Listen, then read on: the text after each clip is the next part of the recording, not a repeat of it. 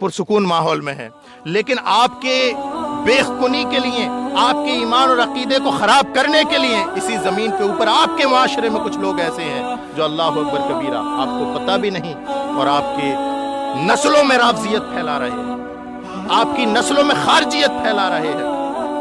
पीर कहते हैं कि हम इस दुनिया से खारजियत को खत्म कर देंगे, लेकिन उनके जलसों के मुकर्रर खुसूसी खारजियत ज़दा मुकर्रर होते हैं।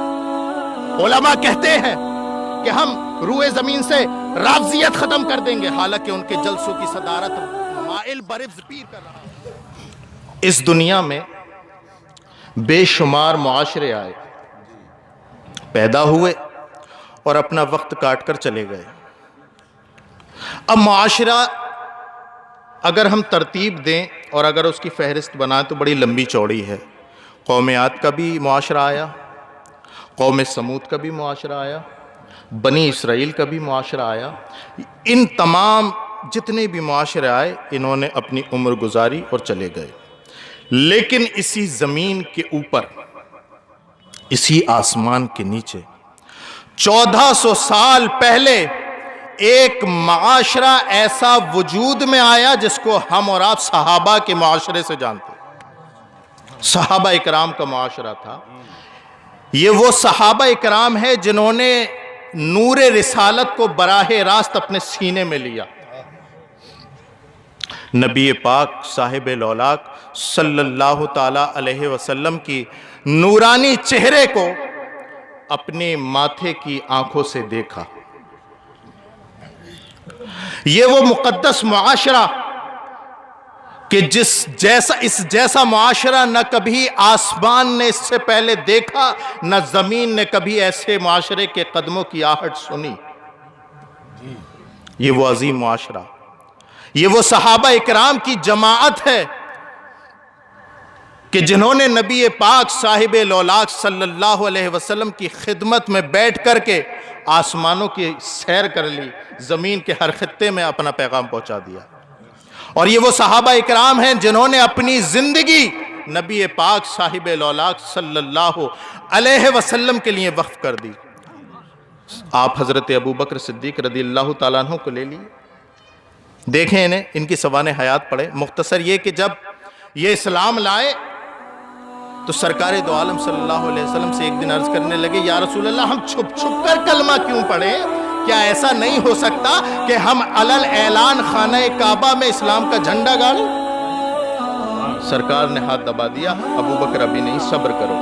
लेकिन सरकार ने जब ये फरमाया तो हजरत अबू बकर सिद्दीक के दिल की जो कैफियत थी वो और ज़्यादा ख़तरनाक हो गई और वो और ज़्यादा मचलने लगे, उन पर कैफ तारी हो गया, हाल तारी हो गया और कहने लगे, या रसूलल्लाह, बर्दाश्त नहीं होता कि हम अपने रब का नाम छुप छुप के ले और ये जहन्नम में जाने वाले लात और उज़्ज़ात के नाम खुल्लम खुल्ला ले, हमसे बर्दाश्त नहीं होता। सरकार ने इजाज़त दी तो हज़रत अबू बकर सिद्दीक रज़ियल्लाहु ताला अन्हु ने जाकर के अलल ऐलान सरकार के उस दीन को अलल ऐलान सबके सामने पेश किया।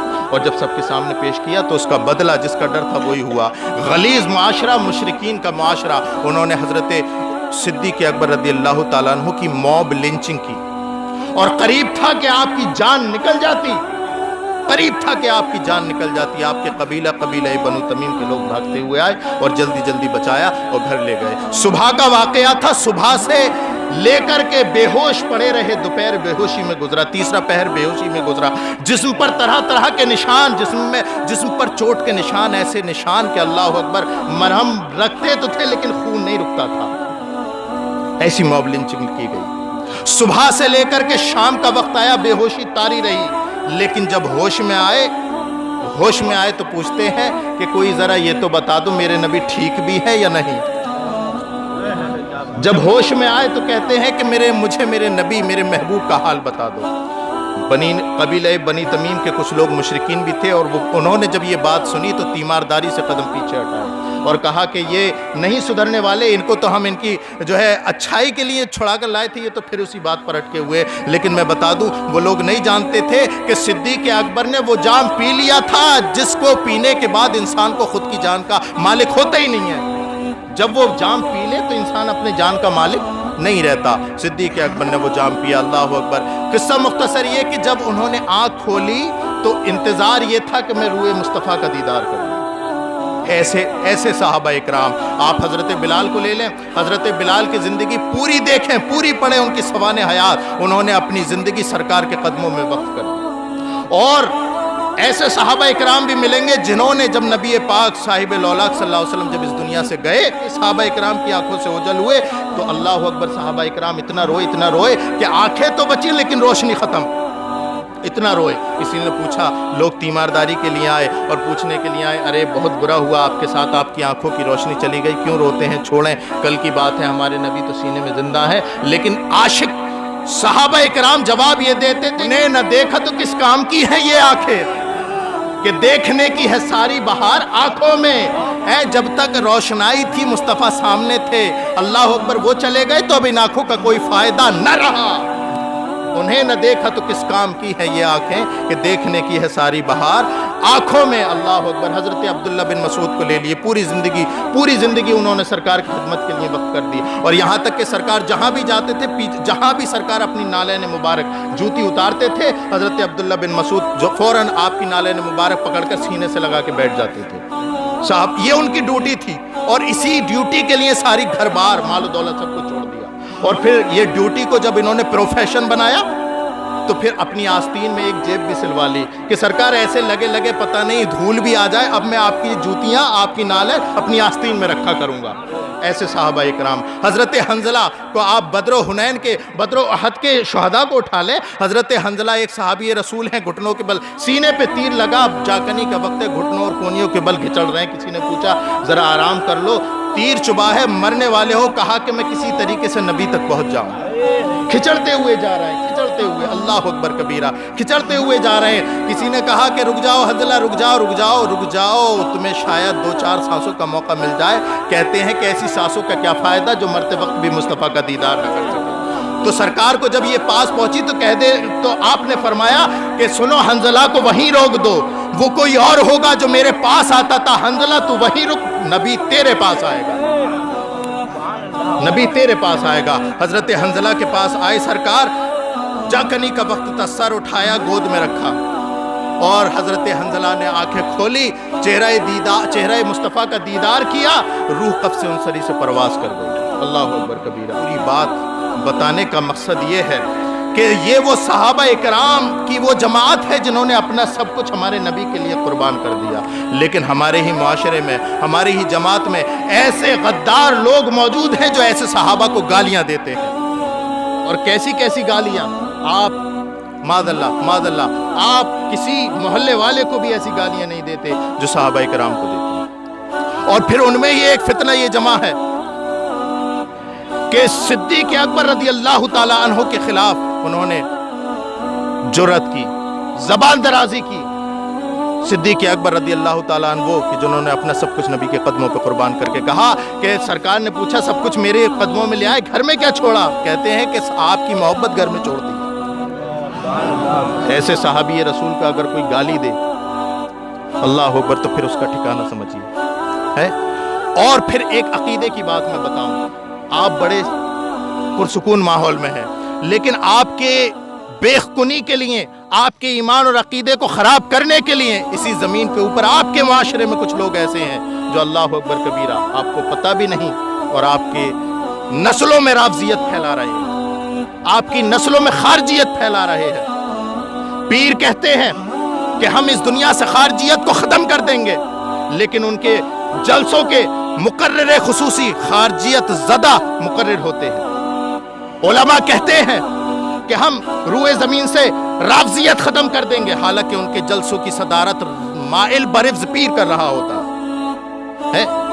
ہم ایک طرف وہ خارجی وہ جو اہل بیت کو گالیاں دے، رافضی وہ جو صحابہ کو گالی دے، ہمیں نہ صحابہ کو گالیاں دینی ہے نہ اہل بیت کو گالیاں دینی ہے، بلکہ ایک ہماری آنکھ ہے اور ایک ہمارے اللہ اکبر کبیرہ ہمارا دل ہے، اور ہمیں اس عقیدے کے ساتھ چلنا ہے۔ کس عقیدے کے ساتھ؟ جو اعلیٰ حضرت نے بتایا۔ وہ کون سا عقیدہ تھا جو اعلیٰ حضرت نے بتایا؟ کہتے اہل سنت کا ہے بیڑا پار، اصحاب حضور نجم ہے اور ناو ہے اطرت رسول اللہ کی۔ اجماع اس بات پر ہے کہ سب سے افضل انبیاء اور مرسلین کے بعد اگر کوئی ہے تو صدیق اکبر ہے۔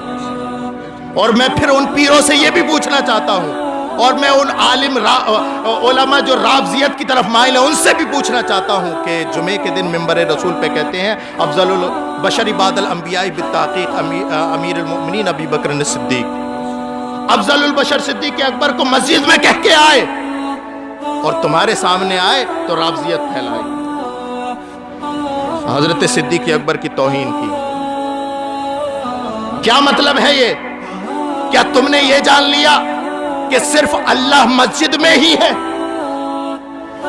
نہیں، بلکہ اللہ تو فرماتا ہے نحن اقرب الیہ من حبل الورید، ہم تو تمہاری جانوں سے زیادہ قریبی ہیں۔ بندوں سے جھوٹ، مسجد میں سچ، یہ دوہری روی۔ رافضیت ختم کرنی ہے، خارجیت اگر ختم کرنی ہے تو سب سے پہلے ہمیں اپنی صفوں سے شروع کرنا پڑے گا۔ سانپ جب تک آستینوں کے نہ مارے جائیں گے، حوصلے کتنے بھی ہو ہم جنگ ہارے جائیں گے، دشمنوں سے مار کا آرائی ہوگی، بعد میں پہلے گھر کے بھیدیوں کے سر اتارے جائیں گے۔ تو صحابہ کرام کی عظمتیں، اہل بیت کی عظمتیں ہمارے سر اور آنکھوں پر، اور ان سے اگر تنکے کے برابر بھی اگر دشمنی رکھی تو دنیا اور معافیہ اور پھر قیامت کے دن تمہیں کوئی بچانے والا نہیں ہے۔ ہمیں عقیدہ یہ آج عرس معظمی کے موقع پر میں سادات پہ جنیٹا کی موجودگی میں، خانوادہ معظمیہ کے افراد کی موجودگی میں یہ وضاحتی بیان دیتا ہوں کہ ہمارا عقیدہ وہی ہے جو 1400 سال پہلے ہوتا چلا رہا ہے۔ ہماری خانقاہ کا وہی عقیدہ ہے جو امام احمد رضا کا عقیدہ ہے، ہماری خانقاہ کا وہی عقیدہ ہے اللہ اکبر کبیرہ جو امام بخاری کا عقیدہ ہے، ہماری خانقاہ کا وہی عقیدہ ہے جو امام مسلم کا عقیدہ ہے نا۔ اور وہ عقیدہ کیا ہے؟ اہل سنت کا ہے بیڑا پار، اصحاب حضور نجم ہے اور ناو ہے طرت رسول اللہ کی۔ خانقاہ معظمیہ میں آنے والوں اور اس شریف کی محفل میں شرکت کرنے والوں یہاں سے عقیدہ یہ لے کر کے جاؤ۔ دیکھیے میں دنیا ادھر ادھر کی باتیں نہیں کر رہا، میں یہاں پر عقیدت سکھا رہا ہوں، کیونکہ آج کل تمہیں خانقاہوں میں صرف کسی پیر کی تعریف ملے گی یا پھر کوئی اور چیز ملے گی۔ یہ قل شریف کا موقع ہے اور قل شریف کا وقت قریب سے قریب تر ہے۔ اس قل شریف کے موقع پر میں آپ کو یہ عقیدہ دیتا ہوں اور اسے امانت کے طور پر اپنے سینے میں لینا اور اسی پر اپنی موت کا انتظار بھی کرنا کہ صحابہ کرام بھی ہمارے سروں کے تاج، اہل بیت بھی ہمارے سروں کے تاج، اور سب سے افضل نبی کے بعد اگر کوئی ہے تو وہ صدیق اکبر۔ یہ عقیدہ لے کر کے چلے، بات صاف ہو جائے گی، بات صاف ہو جائے گی، کوئی آپ کو چھو نہیں سکتا۔ اللہ کے حضور دعا ہے کہ اللہ رب العزت ہمیں فیضان معظمی سے مالا مال فرمائے۔ سرکار قطب اعظم سرکار سید معظمی رحمۃ اللہ علیہ کی اس محفل میں آنے والوں، یہی عقیدہ سرکار قطب اعظم کا بھی ہے، یہی عقیدہ شہنشاہ سائی، شہنشاہ اولیاء حیدرآباد سید عاشق میاں رحمۃ اللہ علیہ کا بھی ہے، یہی عقیدہ اس اصل سادات جنیٹا سید خلیل میاں رحمۃ اللہ علیہ کا بھی ہے، یہی عقیدہ گلے گلزار سیادت سید گلاب میاں رحمۃ اللہ علیہ کا بھی ہے، اور یہی عقیدہ خلیفہ مفتی اعظم فخر السادات سرکار سید جعفر میاں نوری معظمی رحمۃ اللہ علیہ کا بھی ہے۔ اور مجھے خوشی ہے کہ میرے دادا مجھے اس حال میں چھوڑ کے گئے کہ میں شریعت مصطفیٰ کے صحیح ترین راستے پر ہوں۔ مجھے فخر ہے اس بات پر کہ میں شریعت مصطفیٰ کے صحیح ترین راستے پر ہوں۔ اللہ رب العزت ہم سب کو شریعت مصطفیٰ کے صحیح ترین راستے پر گامزن فرمائے۔ اللہ رب العزت ہم سب کو معظمی سے اور خلیلی سے مالا مال فرمائے۔ آباد بہاروں سے جو گھر دیکھ رہا ہوں، فیضان معظم کا اثر دیکھ رہا ہوں۔ وما علینا الا البلاغ۔